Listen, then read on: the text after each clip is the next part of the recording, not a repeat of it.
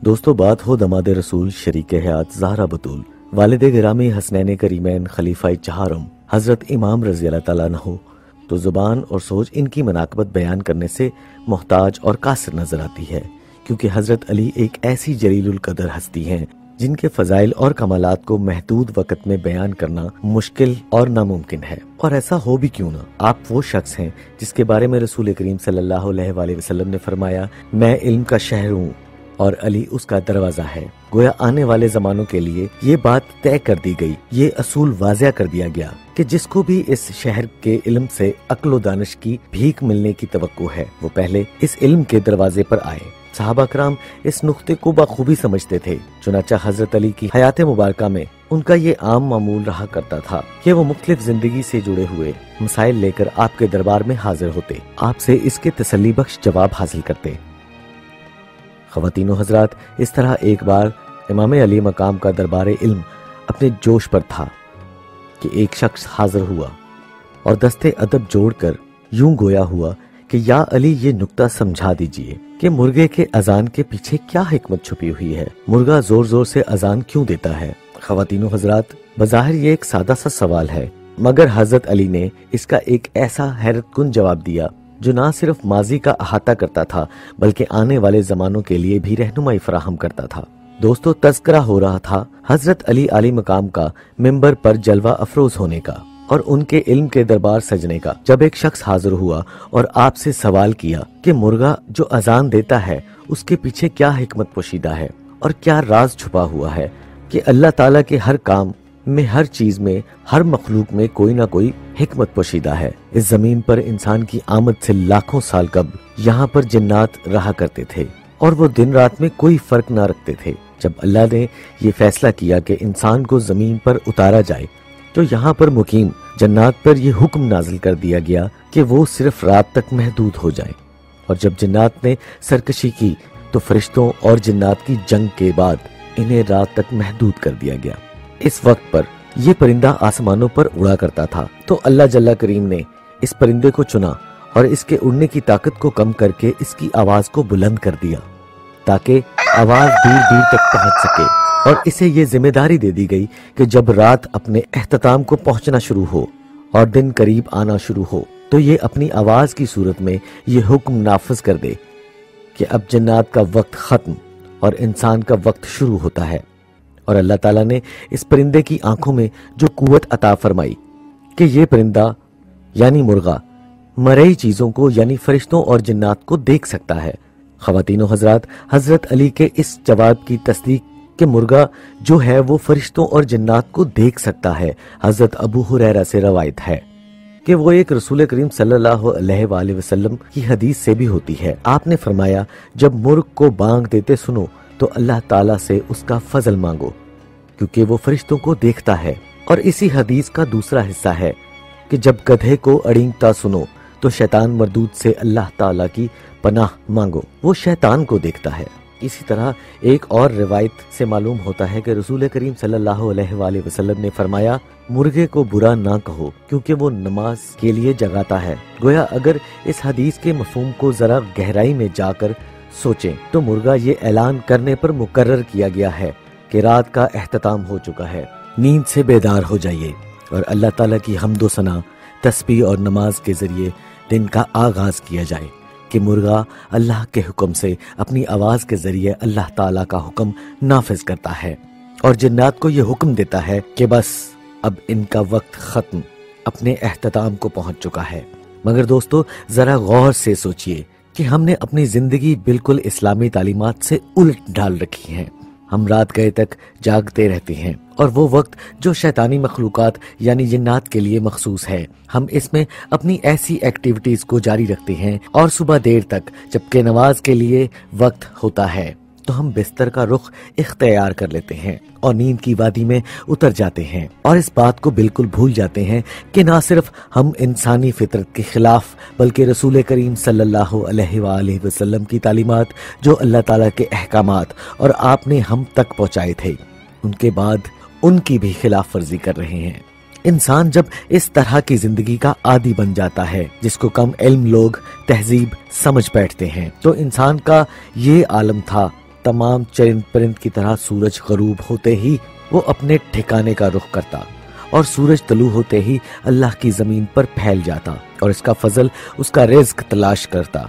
मगर हम जूं जूं फितरत के कवानीन से दूर होते गए, वैसे ही हमारी जिंदगियां दोहरे अजाब का शिकार होती गईं। हम इस तरह जिंदगी की वजह से इज्तमाई तौर पर न सिर्फ मुआशरे में एक दूसरे से कट के रह गए, बल्कि इनफरादी सतह पर भी हमने अपनी सेहत का अपने हाथों बेड़ा गर्क कर दिया। आज जरूरत सिर्फ और सिर्फ इस अमर की है कि हम अपनी जिंदगी अल्लाह ताला के अहकामात के मुताबिक और ताबे कर दें। वो अहकामात जो रसूल करीम सल्लल्लाहु अलैहि वसल्लम ने अपने कौल के जरिए हम तक पहुंचाए और फिर उनके बाद इनके खुलफाए राशिदीन और इनके असहाबाए कराम रज़वानुल्लाह अजमाइन ने अपनी जिंदगियों से हमें सिखाए। और नबी करीम सल्लल्लाहु अलैहि वसल्लम के प्यारे सहाबा रिज़वानुल्लाह अजमाइन में से हजरत अली रज़ी अल्लाह ताला अन्हु की तो पूरी जिंदगी इल्म दानिश का मजमुआ थी।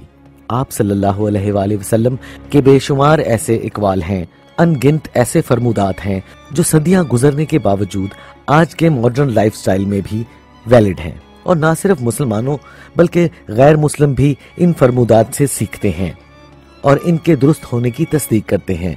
हजरत इमाम रज़ी अल्लाह ताला अन्हु की जिंदगी में ऐसे बेशुमार मौके और मकामात आए जब आप रज़ी अल्लाह ताला अन्हु ने जाहिर पोशीदा नजर आने वाले मसाइल और झगड़ों का चंद मिनटों में फैसला कर दिया। आपकी जिंदगी से एक वाकया रिवायत किया जाता है कि एक मर्तबा दो लोग सफर पर थे। एक के पास 3 रोटियां जबकि दूसरे के पास 5 रोटियां थीं। दोनों मिलकर खाने बैठे थे कि इतने में एक तीसरा मुसाफिर भी आ गया। उन्होंने उसको भी अपने खाने में शरीक कर लिया। खाने से फरागत हुई तीसरे मुसाफिर ने अपने हिस्से की रोटियों के 8 दिरहम दे दिए और आगे बढ़ गया। जिस शख्स की 5 रोटियां थीं उसने सीधा हिसाब ये किया कि अपनी 5 रोटियों की कीमत 5 दिरहम ले ली और दूसरे को 3 रोटियों की कीमत 3 दिरहम देना चाहिए, मगर वो इस पर राजी ना हुआ और निस्फ का मुतालबा किया। ये मामला हजरत अली रज़ी अल्लाह ताला अन्हु के पास ले जाया गया और ये सारा किस्सा उनके गोश गुजार किया गया। हजरत अली रज़ी अल्लाह ताला अन्हु ने दूसरे शख्स को नसीहत फरमाई कि तुम्हारा दोस्त जो फैसला कर रहा है उसको कबूल कर लो, इसमें तुम्हारा नफा है। लेकिन इसने कहा हक के साथ जो फैसला होगा मुझे मंजूर होगा। हजरत अली रज़ी अल्लाह ताला अन्हु ने फरमाया हक तो फिर ये है कि तुम सिर्फ 1 दिरहम और तुम्हारा साथी को 7 दिरहम मिलने चाहिए। इस अजीब फैसले पर वो हैरान हुआ। हजरत अली रज़ी अल्लाह ताला उन्होंने अपने फैसले की तौजी बयान की कि तुम 3 आदमी थे, तुम्हारी 3 रोटियां और तुम्हारे दोस्त की 5 रोटियां थीं। तुम दोनों ने बराबर खाई और फिर तीसरे को भी बराबर का हिस्सा दिया। तुम्हारी 3 रोटियों के हिस्से 3 किए जाएं तो 9 टुकड़े होते हैं, जबकि तुम अपने 9 टुकड़ों को और इसके 5 टुकड़ों को जमा करो तो 24 टुकड़े होते हैं। तीनों में से हर एक ने बराबर टुकड़े खाए तो फीकस 8 टुकड़े आते हैं। तुमने अपने हिस्से के 9 टुकड़ों में से 8 टुकड़े खाए और एक तीसरा मुसाफिर को दे दिया। तुम्हारे दोस्त ने अपने हिस्से से 15 टुकड़ों में से 8 खुद खा लिए और 7 मुसाफिर को दे दिए। 8 दिरहम में से तुम्हारा और 7 तुम्हारे दोस्त के हैं। ये तफसीर सुनने के बाद इस झगड़े वाले शख्स ने आपके फैसले को कबूल कर लिया। इस तरह आपकी जिंदगी एक और हैरतकुन वाकया बयान किया जाता है कि एक मर्तबा आपकी खिदमत में 2 औरतें आईं जिनके दरमियान आपस में 9 मौलूद बच्चों के बारे में झगड़ा था।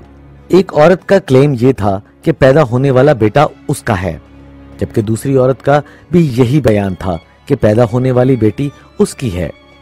अब 14 सदियां कबल डीएनए टेस्ट का वजूद मौजूद नहीं था, मगर हजरत इमाम रज़ी अल्लाह ताला अन्हु की फहमो फरासत का अंदाजा लगाइए कि आप रज़ी अल्लाह ताला अन्हु ने इन दोनों का झगड़ा एक आयत की रूह में से निपटा दिया। इस आयत का मफहूम कुछ यूं था कि अल्लाह ताला तुम्हारे और तुम्हारी औलाद के बारे में ये हुक्म देता है कि एक मर्द का हिस्सा 2 औरतों के बराबर है। चुनाचा इस वक्त हजरत अली रज़ी अल्लाह ताला अन्हु ने दोनों औरतों का दूध मंगवाया और शीशे में डालकर इसे पानी में डुबो दिया।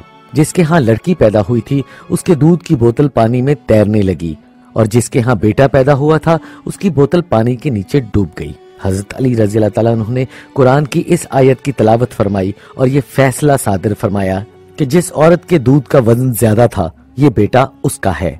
दोस्तों, आप रज़ी अल्लाह ताला अन्हु जिंदगी से रवायत किए गए अक्लो दानिश के ऐसे ऐसे फैसले मौजूद हैं कि हम बयान करने पे आए तो शायद ये एपिसोड کبھی ختم ہونے کا نام ہی نہ لے، مگر ہم آپ کو یہیں پر الوداع کہنا چاہیں گے۔ اپنی آج کی اس ویڈیو میں ہم نے آپ کو حضرت علی رضی اللہ تعالیٰ عنہ کا یہ حیران کن جواب بتایا کہ جب ایک شخص نے آپ رضی اللہ تعالیٰ عنہ سے یہ سوال کیا کہ مرغا آخر اذان کیوں دیتا ہے، اس کے پیچھے راز کیا پوشیدہ ہے۔ ہمیں پوری امید ہے کہ ہماری آج کی ویڈیو سے آپ کے نالج میں اضافہ ہوا ہوگا۔ آپ اس ویڈیو کو لائک شیئر کرنا مت بھولیے گا۔ اس کے ساتھ ساتھ ابھی تک ہمارے چینل کو سبسکرائب نہیں کیا تو سبسکرائب کر لیجئے اور بیل کے آئیکن کو بھی پریس کر دیجئے تاکہ ہماری ہر نئی آنے والی معلوماتی ویڈیو آپ تک نوٹیفیکیشن کے ذریعے پہنچ سکے۔ کسی نئے موضوع پر گفتگو کرنے کے لیے دوبارہ آپ سے ملاقات جلد ہوگی کسی نئی ویڈیو میں۔ تب تک کے لیے اپنا بہت سا خیال رکھیے گا۔ اللہ حافظ۔